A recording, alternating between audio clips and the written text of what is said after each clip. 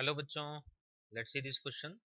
It says that in lithium plus 2, electrons in the first orbit, Bohr's orbit is excited to a level by radiation of wavelength lambda. When the ion get de-excited to the ground state in all possible ways, including the intermediate emissions, a total of 6 spectral lines are observed. What is the value of lambda? Means 2019 में ये question पूछा गया था 10 अप्रैल को second shift में। Question को solve करने के लिए हमारा की कॉन्सेप्ट होगा बोर्स मॉडल में। यहाँ पर लिथियम प्लस 2 की बारे में हम बात कर रहे हैं। तो एनर्जी का जो जनरल फॉर्मूला होता है किसी भी nth ऑर्बिट के लिए वो होता है -13.6 electron volt into Z square upon N square. अब क्योंकि यहाँ पर जेड का वैल्यू लिथियम बोला है तो 3 हो जाएगा। तो इसका मतलब जो फॉर्मूला है उसमें हम 3 स्क्वायर 9 होगा इंटू 9 और कर देंगे electron volt upon N square. अब एन के बारे में अगर देखें तो क्वेश्चन बोला है कि टोटल स्पेक्ट्रम जो मिले यहाँ पर वो मिले यहाँ पर 6, टोटल 6 स्पेक्ट्रम लाइंस एमिशन वाले। तो 6 स्पेक्ट्रम लाइंस का मतलब नंबर ऑफ स्पेक्ट्रम का जो हमारा फॉर्मूला है उससे हम निकाल सकते हैं। नंबर ऑफ स्पेक्ट्रम लाइंस होता है n into N minus one divide by 2।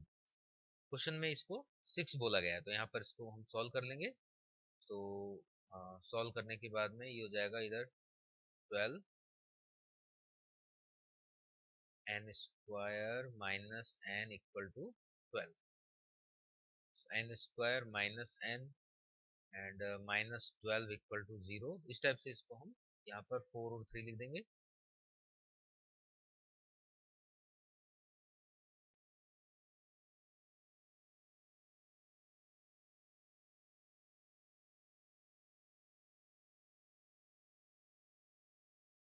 तो यहाँ से n का वैल्यू हमें 4 मिल जाएगा बिकॉज 3 तो नेगेटिव नंबर है, नेगेटिव ऑर्बिट तो पॉसिबल नहीं है। तो n इक्वल टू 4 का मतलब फोर्थ ऑर्बिट के बारे में हम यहाँ पर बात कर रहे हैं।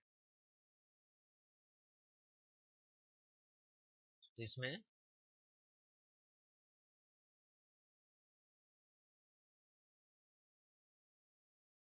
इस टाइप से हो गया first orbit, second orbit, third orbit and fourth orbit.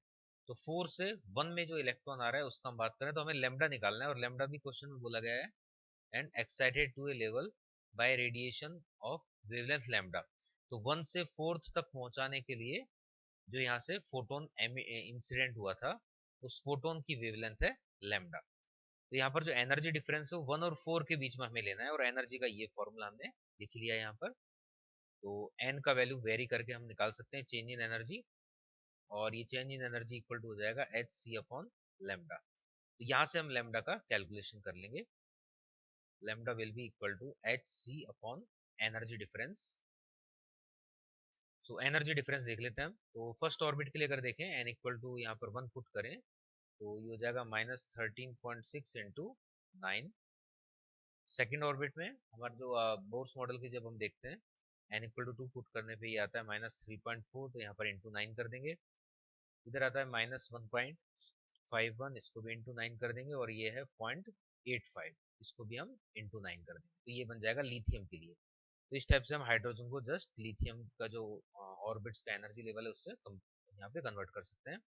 अब इसको इधर सब्ट्रैक्ट कर लेंगे तो सब्ट्रैक्ट करके वैल्यू पुट करेंगे। इधर h का जो वैल्यू है वो 6.63 लेना है हमें इंटू 10⁻⁻34। c हो गया है 3 इंटू 10⁸। ये सब गिवन है क्वेश्चन में यहाँ पर। ये h का value divide by energy difference, और वो भी है इलेक्ट्रॉन वोल्ट में तो उसको कन्वर्ट भी करना पड़ेगा जूल में। तो फर्स्ट ऑफ ऑल यहाँ पर हम डिफरेंस देख लेते हैं। तो 9 तो कॉमन आ गया,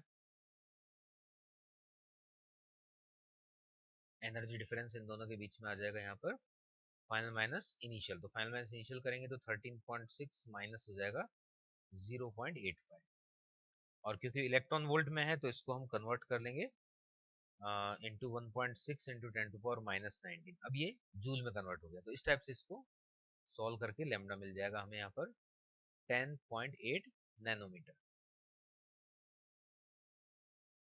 So here option C will be correct.